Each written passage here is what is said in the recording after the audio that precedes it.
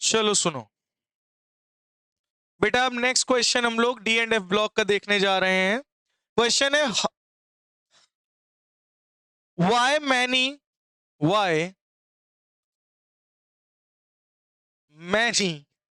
CUI compounds are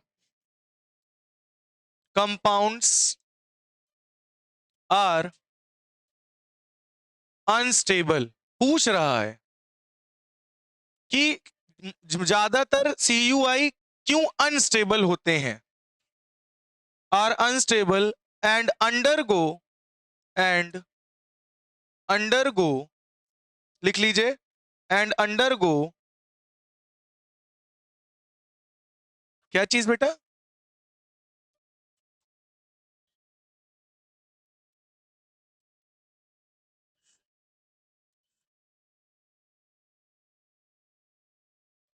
लिख लीजिए disproportionation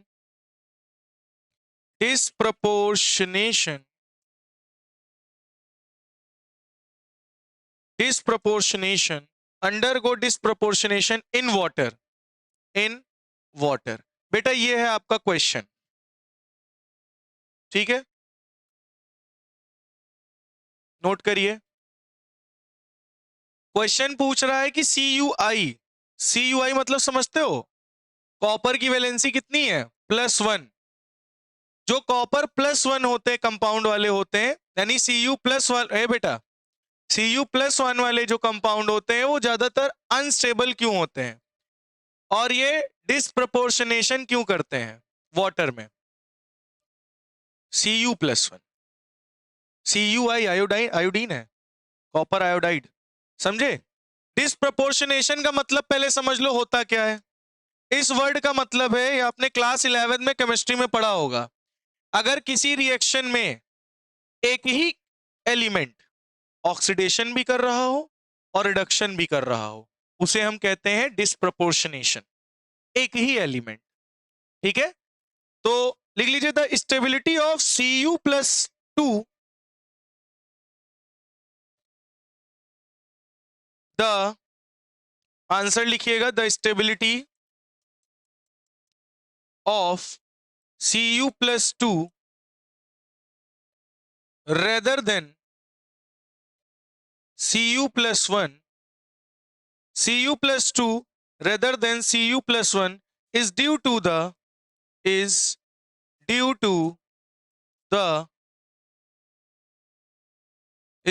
the negative enthalpy of hydration, negative enthalpy of hydration of copper+2 then copper+1 then copper+1 which more than compensate which more than compensate which more than compensate which more than compensate second ionization energy of copper, second ionization energy of copper, second ionization energy of copper। तो यहां पे क्या है, क्या बोल रहा है, ध्यान से सुनिएगा। जो copper+1 है, अगर उसको आप पानी में मिलाते हो, copper+1 को जैसे ही पानी में मिलाओगे, वो पहले तो copper+2 में और कॉपर में बदल जाएगा। मतलब ये ऑक्सीडेशन भी कर रहा है, रिडक्शन भी कर रहा है। यहां क्या करेगा, लॉस ऑफ इलेक्ट्रॉन, यहां क्या करेगा, गेन ऑफ इलेक्ट्रॉन। अगर एक ही एलिमेंट लॉस ऑफ इलेक्ट्रॉन भी कर रहा है, गेन ऑफ इलेक्ट्रॉन भी कर रहा है, तो उसको क्या बोलते हैं, डिस्प्रपोर्शनेशन रिएक्शन। क्या बोलते हैं, डिस्प्रपोर्शनेशन रिएक्शन। बात समझ में, एक ही एलिमेंट अगर कर रहा हो, ठीक है। तो अगर मैं बात करूं copper+1 की, तो copper+1 क्या होगा, ऑर्गन 3d10 4s1 होता है, एक इलेक्ट्रॉन निकल गया। इसका क्या होगा, ऑर्गन 3d9 इसका क्या होगा? Argon 3d10 4s1। अब बताओ इसमें सबसे ज्यादा स्टेबल कौन है? कॉपर +1। क्यों बेटा? लेकिन फिर भी ये इससे इसमें कन्वर्ट हो रहा है पानी में। 3d10 क्या है? स्टेबल है 3d9 से। लेकिन कॉपर +1 पानी में जैसे ही डुबोगे वो Cu+2 में कन्वर्ट हो जाएगा। क्यों? क्योंकि Cu+2 की हाइड्रेशन इंथैल्पी कैसी है? नेगेटिव है Cu+1 के कंपैरिजन। क्या बोला मैंने? कॉपर +2 की enthalpy of hydration highly negative है। कॉपर +2 की इंथैल्पी ऑफ हाइड्रेशन क्या है? हाईली नेगेटिव होने के कारण, हाईली नेगेटिव होने के कारण ये कॉपर +1 से कॉपर +2 में पानी के अंदर बदल जाता है। ऐसे ड्राई स्टेट में करोगे तो नहीं बदलेगा, यही स्टेबल है। लेकिन पानी के अंदर जैसे ही डालोगे Cu+2 ज्यादा स्टेबल हो गया Cu+1 से। क्यों? क्योंकि इसकी इंथैल्पी ऑफ हाइड्रेशन क्या है? बहुत ज्यादा नेगेटिव है, तो ये कंपनसेट कर देगी। और यही चीज मैंने यहां लिखा है। बात समझ में आई इतनी है नहीं? बोलो। तो ओवरऑल मैं इसका कंक्लूजन अगर आपको बताऊं, ओवरऑल अगर इसका कंक्लूजन मैं अगर आपको बताऊं, क्या निकल कर आता है इसका कंक्लूजन? तो कंक्लूजन निकल के ये आता है कि पानी में अगर कॉपर +1 को डालोगे तो कॉपर +2 में बदल जाएगा। तो स्टेबल कौन हुआ ज्यादा? कॉपर +2। बल्कि इसका इलेक्ट्रॉनिक कॉन्फ़िगरेशन 3d9 है, इसका 3d10 है। समझ रहे हो? लेकिन पानी में ये ज्यादा स्टेबल होगा। क्यों? क्योंकि इसकी change in enthalpy of hydration क्या होगी? हाईली नेगेटिव होगी। ठीक है। लेकिन अगर मैं बात करूं गैसियस स्टेट की, कौन सी स्टेट की? गैसियस स्टेट की बात करूं तो गैसियस स्टेट में आप यही बोलना Cu+1 ज्यादा स्टेबल है Cu+2 से। वो सेम रहेगा क्योंकि ये 3d10 होता है और ये 3d9 होता है, तो 3d10 ज्यादा स्टेबल है। लेकिन पानी में गेम पलट जाता है। पानी में क्या हो जाता है कि Cu+2 ज्यादा स्टेबल है Cu+1 से। बात समझ में आई है नहीं आई? बोलो बेटा। क्यों? Cu+2 पानी में क्यों ज्यादा स्टेबल है? Due to enthalpy of hydration. क्या है? हाईली हाईली नेगेटिव है। क्या है बेटा? हाईली नेगेटिव होने के कारण इसकी इंथैल्पी ऑफ हाइड्रेशन ज्यादा है, नेगेटिव होने के कारण Cu+2 ज्यादा स्टेबल होगा। बोलो कितने बच्चों को ये बात समझ में आ गई है? क्लियर हुआ? बोलो बेटा। नोट कर लो। तो बेटा यहां पे आपको मैंने पोटेंशियल वाला पूरा खेला समझा दिया है, बेसिक से उठा के हायर लेवल तक। अब हम लोग इसके कुछ क्वेश्चन करेंगे और बेटा इसके बाद इसके 2 लास्ट लेक्चर हम और लेंगे, देन खत्म। अब आपके D&F ब्लॉक के कंपाउंड्स बचे हैं, वो कंपाउंड्स बताएंगे, देन खत्म पूरा चैप्टर। ठीक है। बस कल और मतलब मंडे और ट्यूसडे में खत्म। ठीक है। हाँ, कल की भी क्लास रहेगी। तो एक क्वेश्चन मैं नोट कर रहा हूं। क्वेश्चन चलिए इसके कर लेते हैं, आज समय है तो क्वेश्चन करते हैं ना। चलिए पहला क्वेश्चन लिखिए। Transition element shows, transition element shows magnetic, क्या हुआ?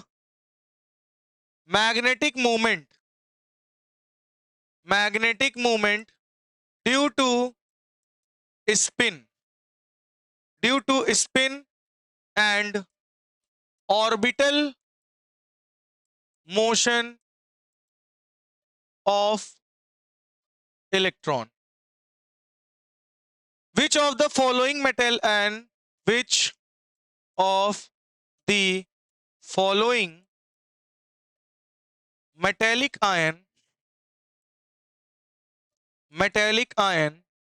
which of the following metallic ion have almost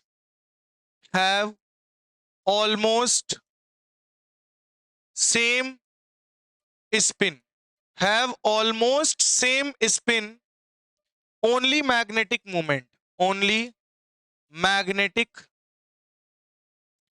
movement, only magnetic movement. Option number 1 copper +2, वो cobalt +2, second chromium +2, manganese +2, third manganese +2, fourth chromium +3।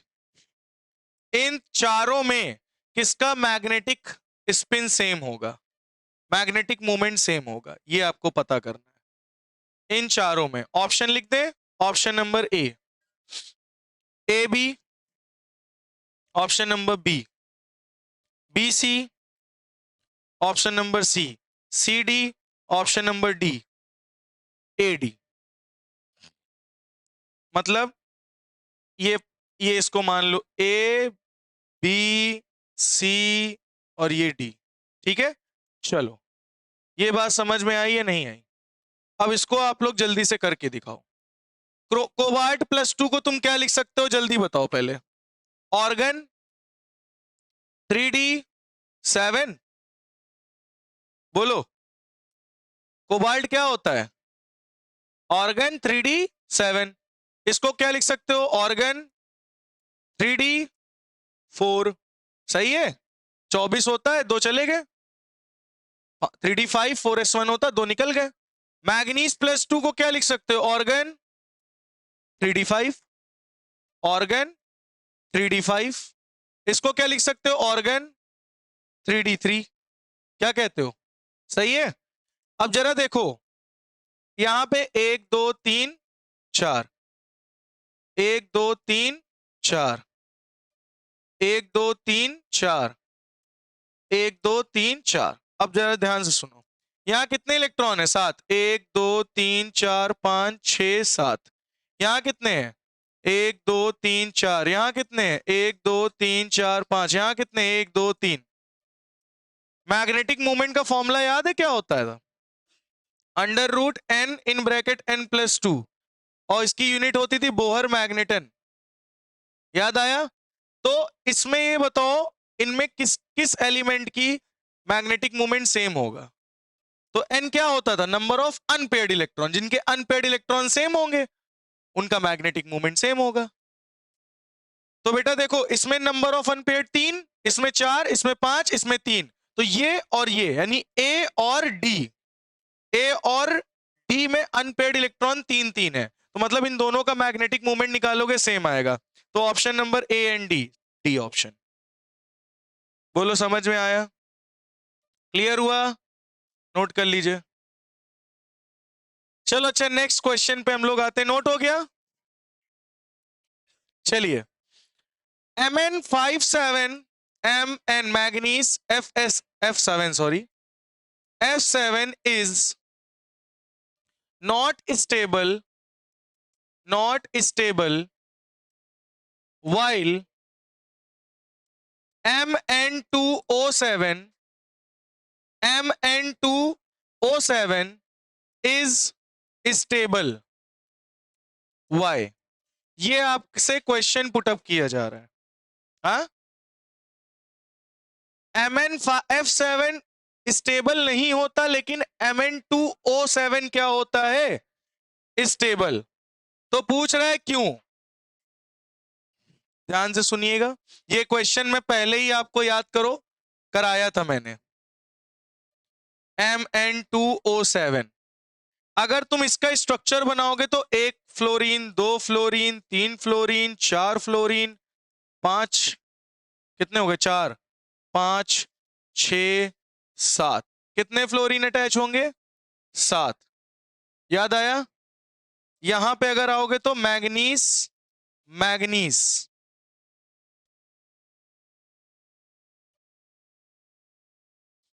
Double bond O double bond O double bond O double bond O double bond O double bond O. कितने oxygen हो गए, 6 oxygen हुए ना। एक काम करो, एक यहां लगा दो, 7। ये बन गया Mn2O7। अब जरा तुम इसको गौर करो, इसमें तुमको क्राउडिंग ज्यादा दिख रही होगी, इसमें क्राउडिंग कम दिख रही होगी, इसमें कोऑर्डिनेशन नंबर ज्यादा दिख रहा होगा, कितना, 7। इसमें कोऑर्डिनेशन नंबर कितना दिख रहा है? 4 4 का। याद करो मैंने आपको बताया था कि why oxides are more than fluorides. ये क्वेश्चन याद आ रहा है? Why oxides are more, oxides ज्यादा क्यों बनते हैं फ्लोराइड्स से? तो इसका आंसर क्या बताया था कि इनमें क्या है? लेस क्राउडिंग है। क्या है बेटा? लेस क्राउडिंग है पहली चीज। दूसरा, लो कोऑर्डिनेशन नंबर होता है। लो कोऑर्डिनेशन नंबर होता है दूसरा। तीसरा, oxygen is able to form pi bond. तीसरा, oxygen is able to form pi bond. Oxygen pi bond बनाने के एबिलिटी रखता है, फ्लोरीन नहीं बना सकता। इसीलिए इसमें अब सोचो अगर फ्लोरीन बनाता तो फ्लोरीन भी स्टेबल हो जाता। पाई बॉन्ड ये नहीं बना सकते फ्लोरीन। तो ये 3 कंडीशन याद करो मैंने बताई थी, इसी वजह से ऑक्साइड्स ज्यादा बनते हैं और फ्लोराइड्स कम बनते हैं। और यहां पे भी सेम यही रीजन रहेगा। यहाँ पे ओवर क्राउडिंग कम है, यहाँ ओवर क्राउडिंग ज्यादा है। यहाँ लो कोऑर्डिनेशन नंबर है, यहाँ हाई कोऑर्डिनेशन नंबर है। यहाँ पे ऑक्सीजन पाई बॉन्ड बना सकता है, फ्लोराइड नहीं बना सकते। इसलिए Mn2O7 स्टेबल है और MnF7 अनस्टेबल है। समझ में आ गई होगी आप सभी बच्चों को ये बात? नोट कर लीजिए जल्दी से, नोट कर लीजिए। तो बेटा ये नोट हो गया है। नेक्स्ट क्वेश्चन की ओर हम लोग आगे बढ़ेंगे। Gun metal is an alloy of, लिखो gun metal is an alloy of, gun metal is an alloy of, first copper and aluminium, second लिखो बेटा copper and tin, third copper zinc and tin, fourth copper zinc and nickel। चलो बताओ gun metal किसका alloy होता है? तो बेटा ये जो है कॉपर और टिन, ये तो ब्रोंज का होता है, आपको पता होगा, है ना। गन मेटल एलॉय होता है तीसरा copper zinc and tin. Copper zinc and tin ये होता है गन मेटल एलॉय। कहां पढ़े रहो? अच्छा, वेरी गुड।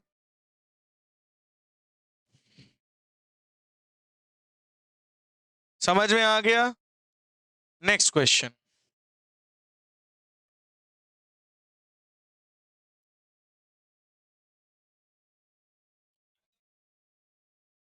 हटाएं बेटा, हटाएं। चलिए, the number of unpaired electron, लिखो बेटा the number of unpaired electrons in gaseous, लिखो electrons in gaseous species, in gaseous species of manganese +3, comma chromium +3 and vanadium +3 respectively are। ठीक है, option number A B C D. 4 4 2 3 3 2 4 3 2 4 4 1। बताओ समझ में आया या नहीं क्वेश्चन? चलिए करिए। चलो सबसे पहला क्या है? Manganese +3, chromium +3, vanadium +3। मैंगनीज का एटॉमिक नंबर क्या होता है? 25, यानी इसको लिखोगे ऑर्गन 3d4s में से 2 जाएगा और इसमें में से 1 जाएगा 3d4, यानी इसमें कितने अनपेयर्ड इलेक्ट्रॉन होंगे? 1 2 3 4। तो 4 वाला ऑप्शन तो क्लियर। क्रोमियम। ऑर्गन 3D, तो ये 4s1 होता, 3d5 होता, 3 जाएंगे, 3 बचा। सही है ना? नहीं समझे भाई? 4s1 में से एक जाएगा, इसमें से 2 जाएगा, मतलब इसमें कितने आएंगे? 1 2 3 अनपेयर्ड। इसमें आओ, वेनेडियम का मतलब स्कैंडियम टाइटेनियम वेनेडियम, तो option number C is correct. Aman भाई वाला सही है।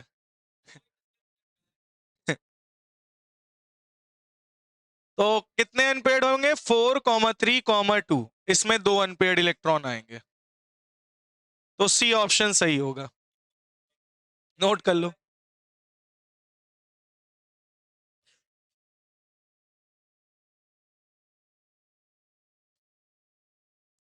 नेक्स्ट,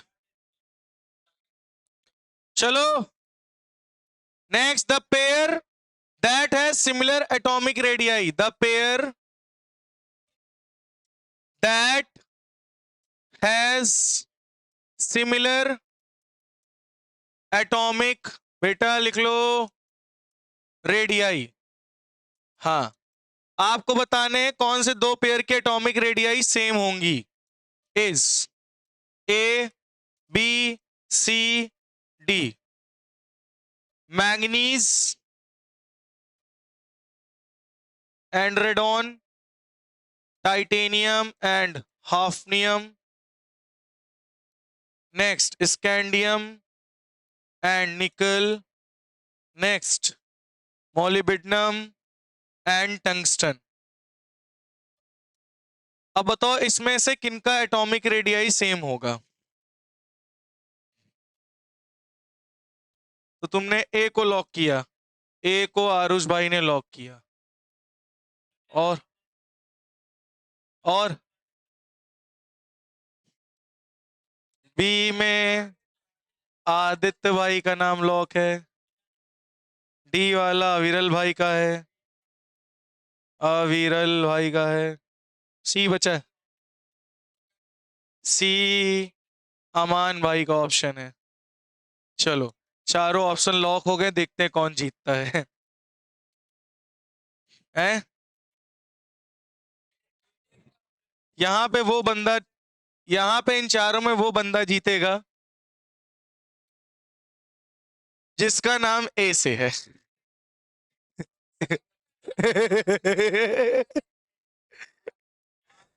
अच्छा चलो और आगे बढ़ते हैं। यहां पर है, यहां पर वो जीतेगा जिसके नाम में आई आता है। अब बताओ कौन?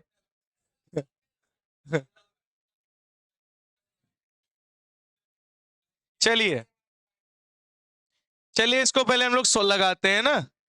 तो आपको अगर याद हो, scandium titanium vanadium chromium manganese, है ना? याद है ये? मैंगनीज आयरन, हाँ, फिर यारी जरा निभाना मौत तक, है ना? फिर कौन सा था? ला हफ्ता, है ना? ला हफ्ता वरना रे। अब जरा देखो ये कौन सी सीरीज है? 3D 4D 5D, और आपको पता है 4D और 5D का एटॉमिक रेडियाई लगभग सेम होता है। और 3 से, एक मिनट, 3 से 4D में आता तो एटॉमिक रेडियाई बढ़ता है, और 4D से 5D में जाता तो एटॉमिक रेडियाई लगभग सिमिलर रहता है।